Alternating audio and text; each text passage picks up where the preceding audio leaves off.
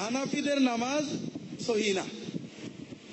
আমি একদিন বললাম যে ভাই কেন, হানাফিরা নামাজ কি দক্ষিণ মুখে পড়ে নাকি, বিনা অজুতে পড়ে নাকি?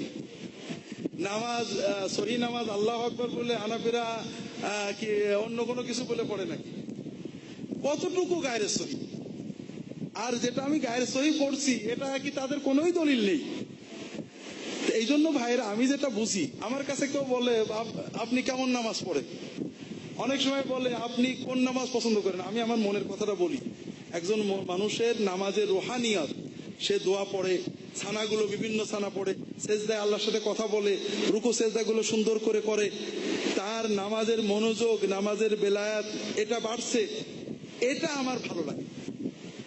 এখন সে এই যে 8-10টা একতালিমা আসলে রফাদান করে কি করে না, এটা নিয়ে আমার খুব একটাই হয় না। আমাকে অনেকে হ্যান্ডশেক করে এক হাতে, আমার মোটেও কষ্ট লাগে না।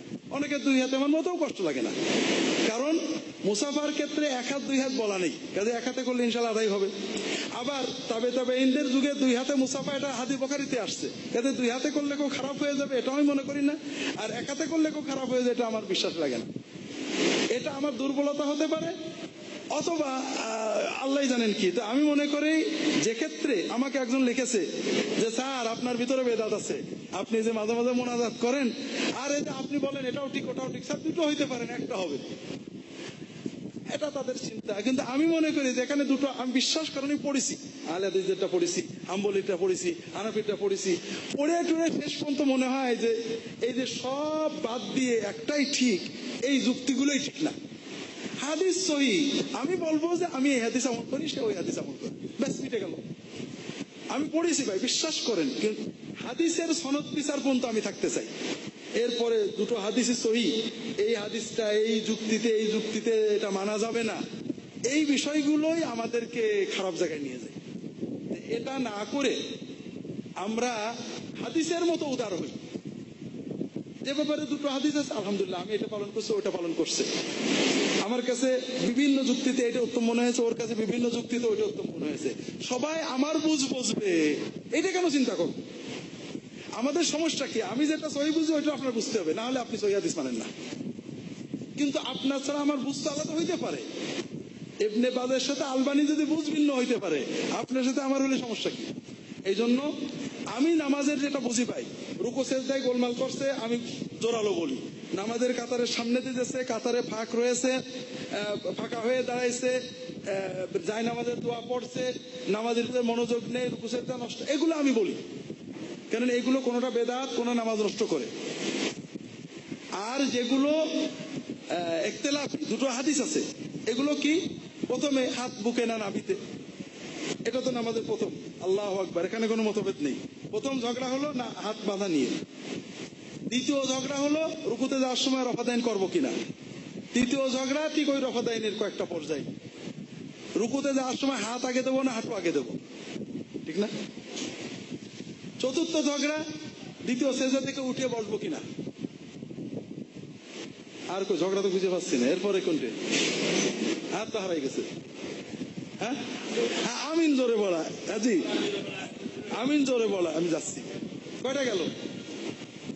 হ্যাঁ, 5টা। আর কি? ইশারা 6টা। আর কি? হ্যাঁ, সূরা ফাতিহা বাদ রাখিছি। এই যে 6টা কি ফরজ না মুস্তাহাব? মুস্তাহাব। এবং হাতের ইশারায় কোনো ইখতিলাফ নেই, হানাফি মাযহাবের একেবারে মূল কিতাবেই আছে ইশারা করতে হবে। যারা হানাফি নামে ইশারা করেন না তারা মাযহাব জানেন না। তবে ইশারার পদ্ধতি আমি এক জায়গায় বলেছি যে এটা হতে পারে, এটাও হতে পারে, একজন বলেছে তা হয় কি করে, একটা হবে। কিন্তু মুশকিল হলো ইশারার কথা সহিহ হাদিস আছে 8-10টা মুতাওয়াতির, কিন্তু ইশারা কখন থেকে শুরু হয়ে কখন শেষ হবে কোনো হাদিসেই নেই। আলেমদের ব্যাখ্যা, তাহলে আমি আলেমদের ব্যাখ্যা কোনো হাদিসের সমান বানাবো? আমি বলবো ইশারা করতে হবে কারণ হাদিসে আসছে, কিন্তু ইশারা কখন থেকে কখন পর্যন্ত এটা যেহেতু হাদিসে ক্লিয়ার না, এখানে ইজতিহাদের সুযোগ আছে, কাজেই একাধিক ইজতিহাদ আমি মেনে নিচ্ছি, আমি প্রথম থেকে শেষ পর্যন্ত রাখি। কিন্তু কেউ যদি আশহাদু আল্লা ইলাহা ইল্লাল্লাহ ওয়া আশহাদু আন্না মুহাম্মাদান নামিয়ে নেয় অথবা 2-3 বার ওঠাই, তা আমার সমস্যাটা কি? সে তো হাদিস তো মানছে, হাদিস মানার পদ্ধতিটা হাদিসে স্পষ্ট না থাকার কারণে ইজতিহাদের সুযোগ এসে গেছে। কথা বুঝতে পেরেছেন? তো এই জন্য তাহলে ঝগড়া গেল 5টা না 6টা। বিশ্বাস করেন এই ঝগড়াগুলো সব মুস্তাহাব। হাত না বাঁধে ঝুলিয়ে রাখলেও নামাজ হবে, আমিন মোটে না বললেও নামাজ হবে, ঠিক না? রফাদাইনটা না করলে নামাজ হবে না কেউ বলেননি। যারা একাধিকবার রফাদাইন বলেছেন তারাও বলেছেন এটা মুস্তাহাব, এবং হাদিস তাই বলে, কোনো তাকিদ নেই, ইনকার নেই। এরপরে এই যে সেজদায় যাওয়ার সময় আগে হাত না হাঁটু, আমাদের সৌদি উলামায়ে কেরাম আগে হাত রাখাটাকে প্রাধান্য দেন, আগে হাঁটু রাখাকে। সৌদি আরবের একজন খুব বড় শেখ সোয়ালে আল শেখ মন্ত্রী ছিলেন, ধর্মমন্ত্রী, আমাদের বড় ভাই পর্যায়ের, উস্তাদও ঠিক না, আমি দেখছি বসছি একসাথে অনেক। উনি আবু দাউদের ব্যাখ্যায় ওনার সামেলাতে পাওয়া যায়, উনি বলছেন তৃতীয় আর একটা পদ্ধতি আছে, সেটা হলো মাথা আগে দেওয়া। ইয়ার কি মেরে বলেছেন আর কি। এই হাদিসটা প্রথমে বলা আছে তোমরা উটের মতো বসো না। উট কিভাবে বসে?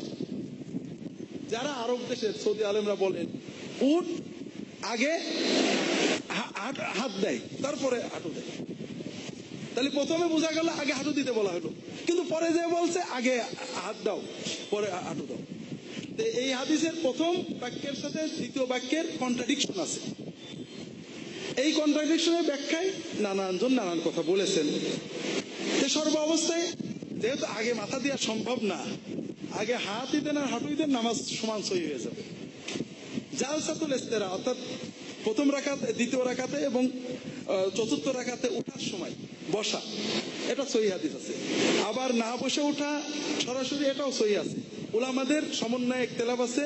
সৌদি আলেমরা ইবনে বাজ, বিশেষ করে ইবনে জিবরিল, আমি ওনার কাছে পড়ছি কিছু, উনি এটা লম্বা মাকালা লিখেছেন।